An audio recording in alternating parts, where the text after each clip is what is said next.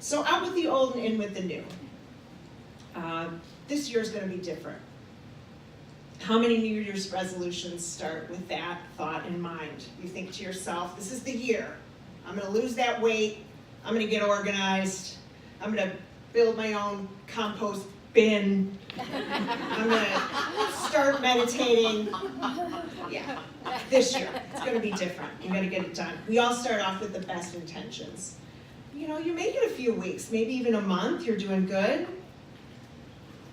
And then slowly real life creeps in, and the change you'd envisioned so brightly when you opened your planner with the bright white pages and you start filling things in.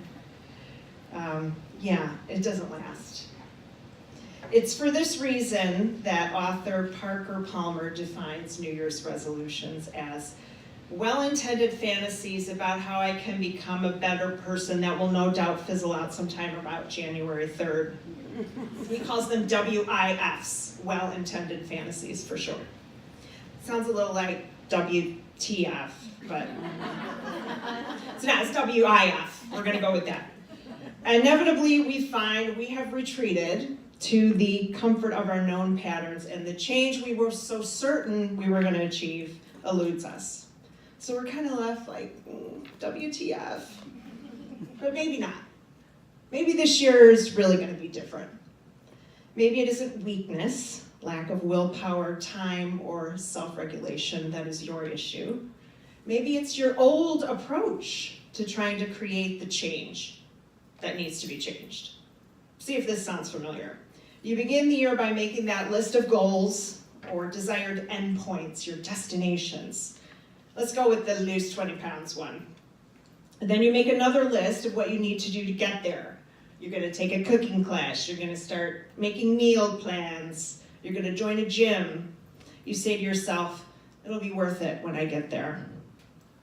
The problem arises when life's circumstances interfere and it becomes difficult to stay the course, and you need to exert willpower. And we all know that willpower, like a muscle that's continually flexed, it weakens over time.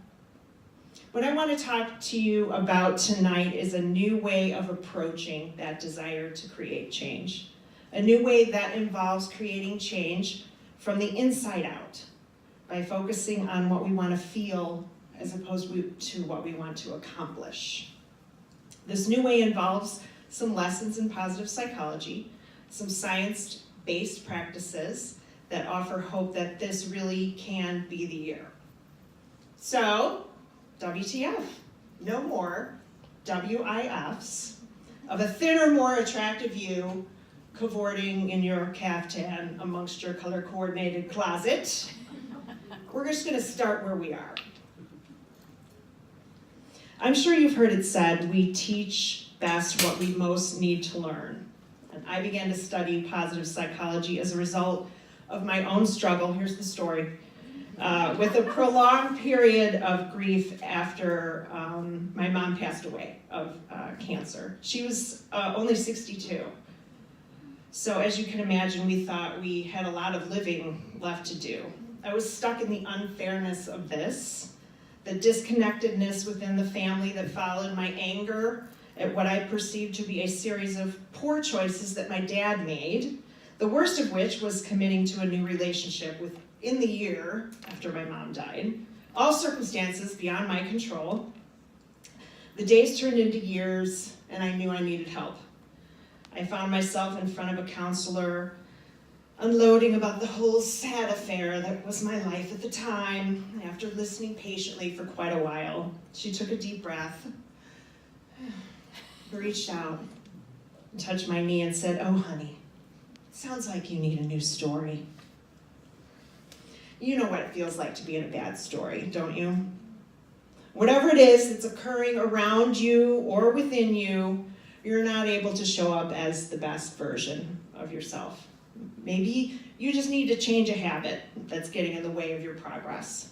Or maybe it's a little deeper. You're going through a life transition and are unsure of your purpose. A self-help junkie for as long as I can remember, I was drawn to the ways that positive psychology created a bridge between all that touchy feely, soul-searching stuff, and the science-based practices that can help us become resilient, and not only that, to really flourish. One of the first things I learned was the science behind what determines happiness, and it probably won't surprise you. I normally have a pie chart, so I'm just going to be the pie chart myself. So if your overall happiness were put into a pie chart, it would look like this. About 50% of you, half of you, of how happy you are is determined by your genetics. Sorry to say, it's kind of how you're hardwired. You can thank your mom and dad for that. We all kind of have a happiness set point. Things happen in our lives, and at times we are a little more up than we are down, but we kind of gravitate to this same level. That's about 50% of how happy we are. Over the course of your life, you can raise and lower it, but it pretty much remains the same. You know, about 10% of how happy you are, like right here, near your brain, because 10% of how happy you are is determined by your circumstances. And I would say that's where most people live. Your circumstances are things like what sex you are, who you're married to, how much money you make, what kind of car you drive, or red Camry, or something like that. And most people live there. I know I certainly do. Which leaves a healthy 40%, that's the rest of this part of you, of how happy you are that is determined by your intentional activities, your behavior. Learning about what positive psychology calls this 40% solution gave me something I hadn't felt for a long time, and that thing was hope. I learned that though I had been dealt a blow with my mom's death, I had the ability to not be defeated by it if I became more intentional with my behavior. So what does that even look like? How do we begin to leave our old story behind and create the change that we want? By cultivating positive emotions, things like gratitude, self-compassion, social connection, awe, and joy are things that can all be learned and practiced. The same way we resolve to go to the gym to train our bodies every year, we need to train our brains. And just like some people love yoga and hate running, maybe you're Pilates or pole dancing, I don't know what you do. It's not for everybody. You choose your happiness practices because they suit who you are. It's not a one-size-fits-all thing. So how successful you are in retraining the way that you think and feel and change is dependent on what you choose to focus on.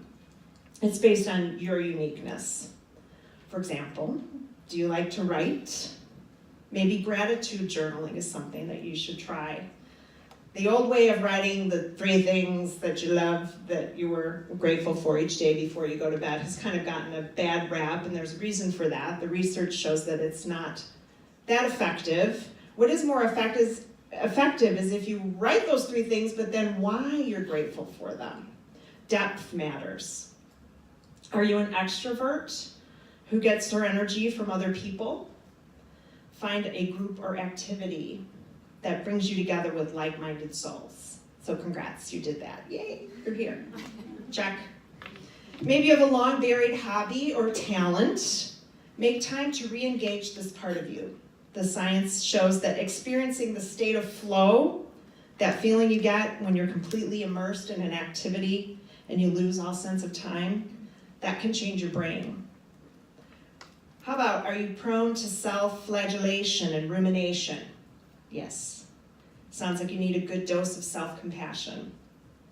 That was a big one for me. Through reflective writing and applying mindful breathing techniques, I've become better friends with that crazy voice in my head.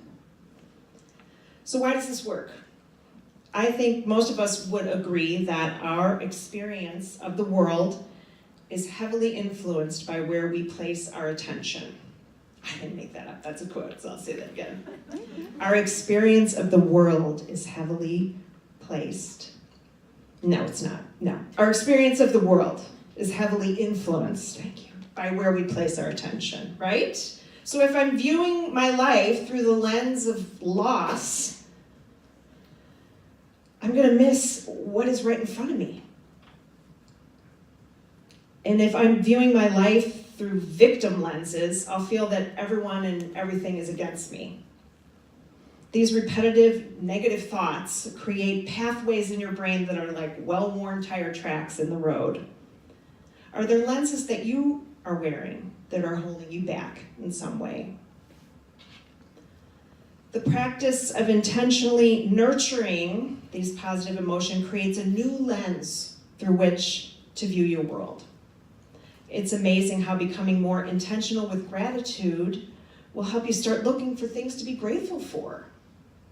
How practicing self-compassion makes you more compassionate toward others.